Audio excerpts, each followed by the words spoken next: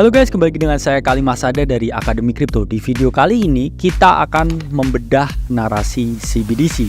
Jadi sebelum kita membedah narasi CBDC, mari kita bertanya, apa itu CBDC? Jadi CBDC merupakan singkatan dari Central Bank Digital Currency atau uang digital yang diterbitkan oleh bank sentral. Jadi pada dasarnya pemerintah melalui bank sentral memanfaatkan teknologi blockchain untuk mendigitalisasi mata uang fiat untuk mempermudah proses transaksi dan juga meningkatkan keamanan dari para penggunanya. Jadi pada dasarnya pemerintah melalui bank sentral menerbitkan mata uang fiat berbasis digital untuk meningkatkan efisiensi transaksi dan juga meningkatkan keamanan. Jadi ingat ya teman-teman, kata kuncinya di sini berbasis fiat sehingga tidak ada underlying asetnya dan CBDC murni untuk dijadikan suatu payment method atau transaksi. Jadi ingat ya teman-teman, di sini berbasis fiat. Jadi pada dasarnya CBDC memang peruntukan utamanya itu adalah untuk menunjang efisiensi transaksi dan juga sebagai alat pembayaran. Karena memang CBDC ini merupakan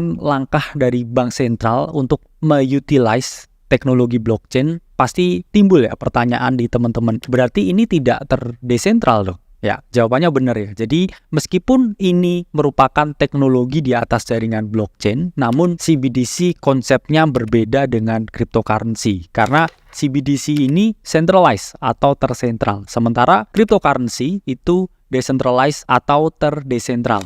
Meskipun banyak pro dan kontra mengenai CBDC, banyak para maxi crypto ya atau pelaku di market cryptocurrency ini yang pro dengan CBDC, namun juga banyak mereka yang kontra dengan CBDC karena menganggap CBDC ini adalah Trojan horse atau susupan ya istilahnya dari luar untuk masuk ke protokol kripto. Namun mereka yang pro, mereka menganggap bahwa CBDC ini akan memberikan dampak positif di kripto berupa meningkatnya adopsi kripto di masyarakat luas. Lalu mengapa kira-kira CBDC ini justru berdampak yang lebih baik di market kripto? Jadi ada beberapa alasan yang menyebabkan mengapa CBDC ini memiliki dampak positif ke market kripto. Alasan pertama adalah meningkatkan kolaborasi antara pemerintah dengan pemilik project. Jadi pada dasarnya untuk merealisasikan CBDC, pemerintah ini tidak bisa melakukannya sendirian. Mereka pasti membutuhkan bantuan dari para penggagas blockchain atau para pemilik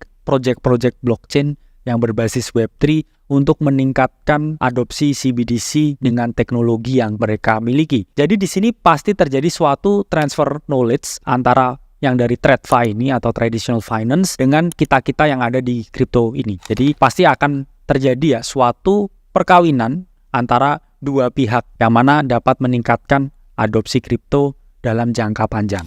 Contoh kolaborasi yang terjadi ini adalah Ripple atau XRP yang dikabarkan telah bekerja sama dengan puluhan bank di berbagai dunia. Jadi puluhan bank di berbagai dunia ini menggunakan teknologi Ripple untuk melakukan pengiriman uang secara seamless menggunakan teknologi blockchain. Jadi memang Ripple ini memiliki use case untuk dijadikan suatu alat ya, transaksi dan juga sebagai suatu teknologi yang mengefisiensikan proses pengiriman uang antar negara. Kemudian kedua ada Chainlink atau Link yang mana dikabarkan memiliki teknologi cross-border payment yang mana teknologi tersebut sangat dibutuhkan ketika CBDC diluncurkan. Karena teknologi cross-border payment ini memungkinkan terjadinya transfer uang antar bank sentral. Sehingga antar bank sentral nih tidak perlu pusing lagi karena teknologi ini bisa memungkinkan suatu proses pentransferan dana secara seamless dan juga pasti efisien dan relatif lebih aman menggunakan jaringan blockchain. Selanjutnya ada KNT atau Quan yang memiliki teknologi over ledger low code API yang mana merupakan teknologi yang dibutuhkan oleh bank-bank sentral ini untuk melakukan pengiriman uang yang secara efisien dan juga seamless. Jadi memang KNT ini dilaporkan telah bekerja sama dengan banyak sekali pihak-pihak di Eropa untuk mengembangkan teknologi CBDC dan KNT ini dilaporkan foundernya ini terlibat secara langsung dengan pembuatan CBDC di Eropa. Jadi balik lagi, kita tidak berinvestasi dengan berbagai proyek yang kita ungkapkan. Kalau memang teman-teman ingin melakukan investasi, teman-teman harus melakukan due diligence dan juga teman-teman melakukan riset mandiri dan berinvestasi dengan uang dingin karena cryptocurrency merupakan suatu aset yang memiliki memiliki risiko yang sangat tinggi. Kedua, CBDC dianggap dapat membuka keran ya untuk TradFi ini masuk ke kripto, sehingga berbagai teknologi seperti DeFi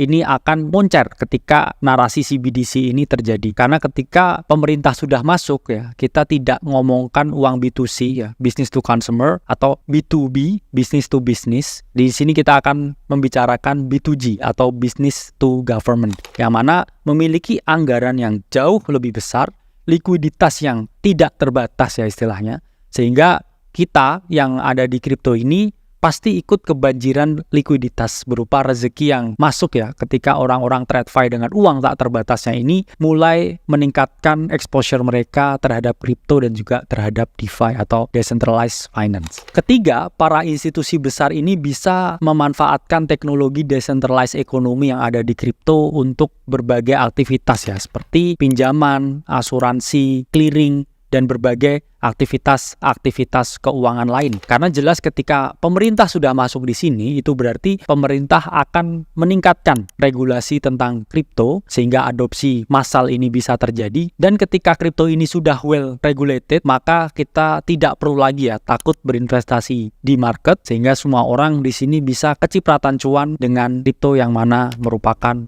aset dan juga teknologi masa depan. Oke guys, itu bedah sedikit naratif CBDC. Saya Kali Masada dari Akademi Kripto. Sampai berjumpa di video selanjutnya.